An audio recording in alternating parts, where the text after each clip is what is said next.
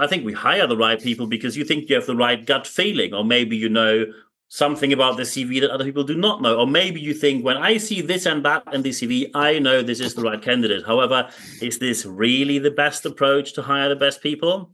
We can ask someone who knows how to do it. Hello and welcome, the CEO of TestGorilla, Wouter Durville. Hi, Niels.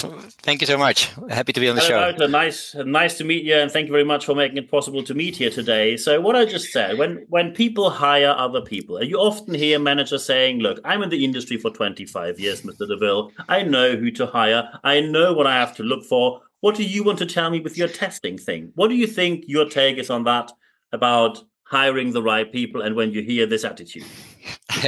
Well, I recognized that attitude from myself in the past. So I was like that. And then I realized how bad I was at it, at hiring. I made so many hiring mistakes by just following my gut feel. And this was actually the reason that we came up with TestGorilla. So at my previous startup, we were doing this gut feel based hiring, let's say, based on CVs and resumes, right? And just screening them based on your intuition almost. This didn't work. So what we started doing is adding a few tests. We got a lot of applicants always. This was a social enterprise. We always get like a lot of applicants, and we were really struggling. Like, hey, how can we actually find the best talent, like the best people? In the end, it's very in your own interest, right, as a company, but also in a fair way, so that you give everyone a fair chance, and in an efficient way. And that didn't work with CVs or your gut feel. And we felt like by introducing a few tests, we saw much better results. We're going to let's just test for skills that we are looking for, and then make a selection based on people who do best on those tests to decide on who we're going to interview. So that's how the idea was born for TestGorilla. Mm-hmm. Excellent. So what do you think are the main benefits? Because some people might now listen to this and say, look, Wouter, we are in this business for quite a long time. We are successful. We are profitable. So whatever you do might lead to having less of a great result compared to what we have right now. So what do you think are the benefits of skills-based hiring that leaders should pay attention to? Yeah, so the benefits are massive, I think. So I think it's really also transforming the way we hire in so many ways. I mean, skills-based hiring prioritizes skills over experience. It prioritizes capabilities over education. And the benefits are massive on the one hand for companies. So they make better hires, discover these hidden gems, right? People you would never discover or invite for an interview based on their CV, based on paper. You reduce the time to hire. It's just much more efficient, right? Everyone takes a test. You log into TestGorilla. You see the best scoring candidates ranked already for you, and you reduce bias. You take out that bias. So those are the benefits for companies. But there's also very big benefits for talent. So all of a sudden, talent from all walks of life get a chance to shine, right? To show what they're worth. Not only those people with a perfect CV, like the white guy who went to Harvard or whatever, right? But everyone all of a sudden gets a chance to shine, and most people point don't. out here, I mean, you have a master's degree from Cambridge. You would be the first one to benefit from this, right? You would be the first one to benefit from the name Cambridge, and you set up a company actually trying to get the opposite. Is that correct? Yeah, and it's ironic, but you're spot on. I mean, I'm 43. I think I've been very privileged to get a lot of opportunities that I think other people might not have gotten if they would have come from a different background. Let's say an immigrant in near Paris or Berlin or London or something, who would have with the same motivation and skills as me, and in the past 20 years would have never gotten the same opportunities as I did. Right? Indeed. Going to Cambridge, working for companies like Bain and Heineken. So I'm very, very aware of the privilege that I received. But I think to create more diverse teams, it really starts with fair hiring. And I think skills-based hiring plays a massive role there to reduce and remove bias from the process. Absolutely. What would you say if some managers tell you, well, I have so much experience, I don't have any bias. I just know how to hire the right people? Yeah, that's BS. that's just rubbish. Such people are always straightforward. Yeah, what to say, right? Absolutely, spot on. So let's think of some people listening to this right now. When they say, "Hey, I think this sounds like a good idea." However, when I'm approaching my senior leader, they will tell me, "Look, we have a process for that in place. If I now walk there and say what we do here is wrong, I'm trying to change something which is in place for 5, 10, 15 years. And maybe some people feel attacked, or some people think you want to change something which is there for a long time. What do others might think about that? So how do you think people could convince their leaders of looking into this? Yeah, it's a good point, and it's something that we come across quite regularly, right? Especially at bigger companies where some maybe individual hiring managers want to make that change. And often, I think what really helps is just to start doing it, right? To embrace it, do a little pilot, maybe with one or two vacancies, to actually show the results, right? To show that you make those better hires, that you have a faster time to hire. Now, yeah, all those reduce the bias, etc. All the things we talked about. Just doing a pilot would be my number one recommendation. Just get going, right? And also, if you see how fast we are growing, and in general how fast skills-based hiring is growing, it's pretty stunning, amazing, right? Like we did a survey quite recently. We do a big one every year. We saw in 2022, so only 2 years ago, 56% of companies were doing some kind of skills-based hiring. That's now gone up to 81% in just a couple of years. It was 73 in 2023, so really like a very steady increase. And that's for a reason, right? It's because people are seeing great results. So I think just start doing it would be my number one advice, just to show the results to your colleagues and managers. Absolutely. And when you say that this is good for diversity, and as I am part of the LGBTQI plus community, of course, massively appreciate these approaches. Do you think that this kind of approach adds to your employer branding as well? Because when you have something when you get something for employer branding, it immediately means, I'm probably talking from a very economic point of view, but when you add to employer branding and have more diversity, usually the costs for recruiting go down, don't they? Yeah, that's a good point. Yeah, now I think it definitely helps to elevate your employer branding. It will help to attract top talent, right? You're really going to find those hidden gems that you missed out on if in an old fashioned way of hiring. And also, it really improves your candidate experience. And it's sometimes surprising to people who are new to skills based hiring, but they think like, oh, who is a test or an assessment at the start of the process? That's not going to scare away people. What we actually see is quite the opposite. So overall, 68% of candidates say that they really prefer skills-based hiring. And actually, if you double click, you see there's big differences by region and also by age group. So for example, in the US, it's already 81%. So the overwhelming majority of candidates actually prefers this. And the reason is very simple, because they get a fair chance. Like most people don't have that privileged background. So they really appreciate having that fair shot at landing their dream job. Another interesting thing maybe for your listeners also is that Gen Z is really embracing this. So like we see that 82% across geos roughly of Gen Z candidates are preferring skills-based hiring. So yes, I think it really helps to show like that you're a kind of a modern company who gives everyone a fair chance and will help to attract better talent and improve your image for sure.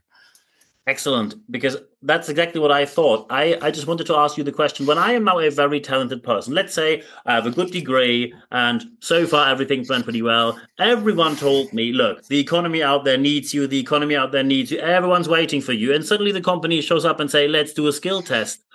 Aren't there some people who say, look, you are looking for me. I'm not going to do these tests right now. You just give me an interview and then you put a contract on the table, don't you? Yeah, those people will be there. So yeah, you might lose out on one or two, but you on the other side, you're going to get a lot of other people you're not tapping into right now. So that's how it works. Excellent. So very important for Gen Z, for diversity. These are excellent points here. So when we now talk about, let's say, team building, when you see the ongoing discussion we have, because of course I like to talk about values and everything else we have here.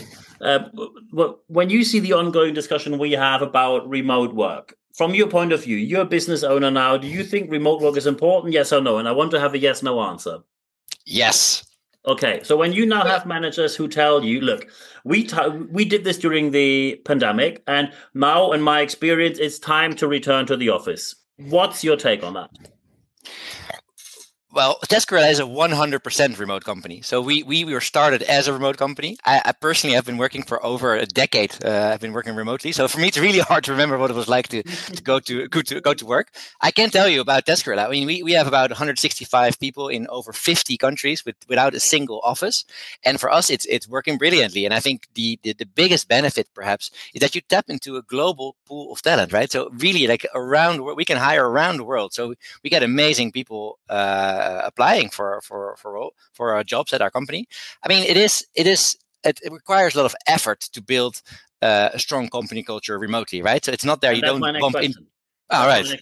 How do you build a team and how to get it right. Because let's face it, some people after the pandemic said, look, we have remote work, we keep doing remote work, and very quickly, and probably you saw that in other companies as well, you have a quite loose team of people sitting somewhere saying, yeah, I have the contract with this company, but it feels a bit more of a bunch of freelancers doing some project work here rather than having anything in common or feeling part of a team or even part of a company. How do you get that fixed? How do you get it right? Yeah, I think you're spot on. I mean, there is that risk. So I think that's and also if I look at other remote companies and founders that I talk to, I think those people are we are very aware of that. So we are very conscious of the importance of building a strong company culture, perhaps more than in a non-remote setting. All right, so where you think, oh, we have a culture automatically because we bump into each other at the water cooler or something, which of course is also nonsense. But I think remote companies and remote company leaders become very aware of the importance of building that strong culture. And I think if I double click a little bit on that, there's a couple of things for me that we learn. I think there's on the soft side of building the culture, there are things that are really important, like such as recognition, really being very conscious of recognizing people for their efforts, right? That's not something that happens automatically. So you have to have processes for that, like shout outs on Slack, linking it to values, those kind of things. Some proactive team building activities online, perhaps also offline. So we organize a company retreat once a year with the entire company.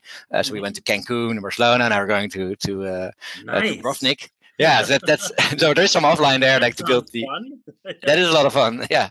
But also on the harder side, for lack of a better word, but on the harder side of culture, you become very aware, right? So, for example, having strong clarity about our mission of democratizing opportunity for talent and our vision, 1 billion people in dream jobs. Just keeping emphasizing that, like, so everyone is very aware of why they're working for us, being very clear on what we expect from people, what kind of behaviors or output, outcomes, also having a business operational framework, why we use OKRs, objectives and key results, like a sort of framework to manage the organization. So that is very important. And I think another thing that comes to mind is just the importance of asynchronous communication, right? Like in a remote setting, especially in one like ours, like where we have people from around the world, it's so important to get the async communication right? Really being very disciplined in documenting work, recording every meeting, for example, having different weekly meeting times. Like, for example, the company stand-up, we have at a different time every week so that people from different time zones can join. Now, all those things help to kind of build a strong remote culture, I think.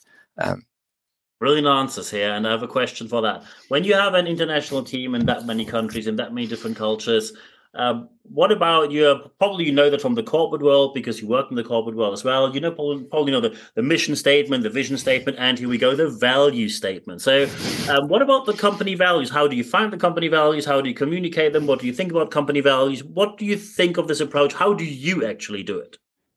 Yeah, nice. Yeah, we became very aware of the importance quite early on when we ironically made some mishires. So this was quite funny. So we made some mishires. I mean, we are in the business of preventing mishires, right, with our product, with TestGorilla. So that set us thinking like, hey, why did we make those mishires? Those were actually great people. And we came to the conclusion, and that was very early on when we had like 5 or 10 people or something, that those were not great fits with things that we value. Right, so like with certain behaviors that we find very important, they were finding less important. Right, being very bold or supporting each other, or putting talent first, like the values that we have that are very important to us. And there was a misalignment or mismatch on those kind of values. So that was the conclusion that we came to. So, and then to your question, how did we define our values then? Really at the beginning, right, a couple of years back, that was by running a couple of workshops together with one of our angel investors, who is a professional coach. So she guided us actually, and like first looking at individually, hey, what are things that we value, like in how we operate, and then putting it together. And then through that process, we came to the first set of values. Now, over time, that those values have evolved. I mean, your culture evolves. You get also you have new insights, right? So we have had several iterations on the values, and actually, we're just making a new one, a very big one, and we're saying goodbye to values. So that's kind of radical one. Stop. Excuse me. Did you just wait? Okay. You say goodbye to values? Yes. So we just came to the conclusion. That is big. So could you tell me, okay, I need to know details on that. So you know that probably 98% of organizations out there have these posters on the wall. Our values are da-da-da-da. And then, you know, some employees say, well, is this in our business? Because I didn't meet these values anywhere in these walls. That's a different story. When you say goodbye to values, I mean, just saying goodbye means they are gone, and then how do we go from there? Yeah, that's right. I mean, there's a couple of reasons. Like the main one is for us, like, hey, can a company have values, right? That's, I think, the biggest question. And then we came to the answer, no. Like a person has values, right? You have your being, you have things you believe in, your personal values, but a company cannot really have those. So we felt that was that didn't go well with our super diverse and inclusive culture that we want to build. So like, imposing values or ways of being feels so weird, right? Like to us.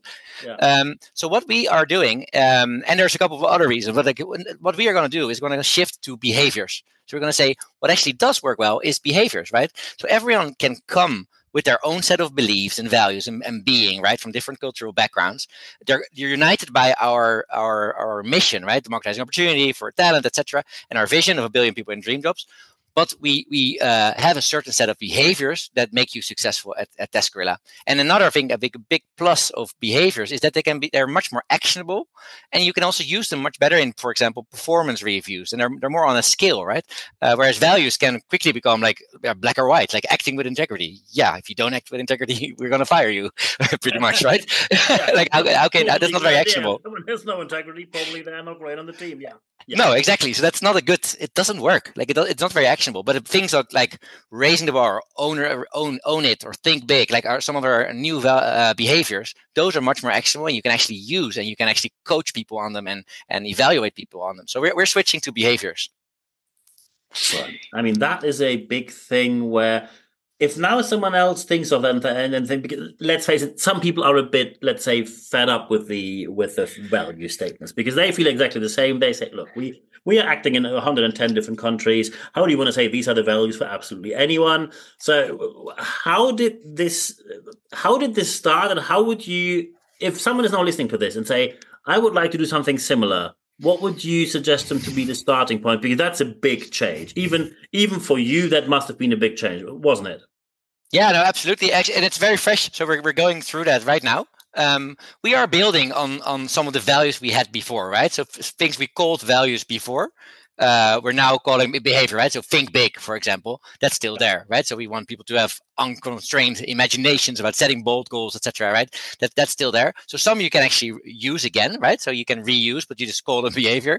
But some we got rid of, like the acting with integrity, the example I gave before. Yeah, that's not a behavior. That's more kind of on a higher level. We stand, of course, for diversity and act with integrity, obviously, and we put that in first. It's on a much higher level, but that's not a behavior that you can actually coach or judge people upon, we feel. So I think just starting to make it very practical for your listeners, starting with what you have already, and then build on that, and also think deeply about the types of behaviors you want to see, right? What make people successful or unsuccessful in your organization, right? Or maybe the alternative, what kind of behaviors are you allergic to, right? So that sometimes also helps for me to kind of distill what I find very important. Perfect. When we now wrap this all up, and people are maybe listening to this right now and say, look, I need to get into the skills-based hiring. I'm listening to this right now, but I need to get to my next hire, senior manager, or maybe my executive, or even the board level. And I have to, with a very snappy, very straightforward pitch, tell them why we need to do this. What, according to you, are the top 3 things people should suggest when they say, I want to get into skills-based hiring? The top 3 things, I mean, the main thing is just the benefits are massive. Like it's a total win-win, right? Like for both companies and for candidates. And I would also say, like, you don't want to be that person that's behind, right? I mean, I have 3 little kids. They're 1, 3, and 5. I think in 20 years from now, when they are entering the job market, they will come to me and they will literally say, like, what, Daddy, I heard like people were using CVs and resumes to screen people in or out. Is that really true, right? And I was like, yeah. It's like the same thing for me. It's like smoking in public spaces or something, right? Or driving without seatbelt. It'll be ridiculous for them. Like so I think the other thing I would tell them, like, you don't want to miss out. You don't want to be that old-fashioned company that just completely misses the boat. Yeah, and I think these are the perfect final words. To anyone who listens right now, skills-based hiring, and I can tell you from my experience, I was very fortunate at a very early stage to work for an American company that did that, and I, before that, worked for another company that didn't do that, and I can tell you the differences are massive. Everything is better with skills-based hiring, I can tell you from my own real-world practice. So at the end of this podcast, there's only one thing left for me to say. Wouter, thank you very much for your time. Thank you so much, Niels. It was a pleasure.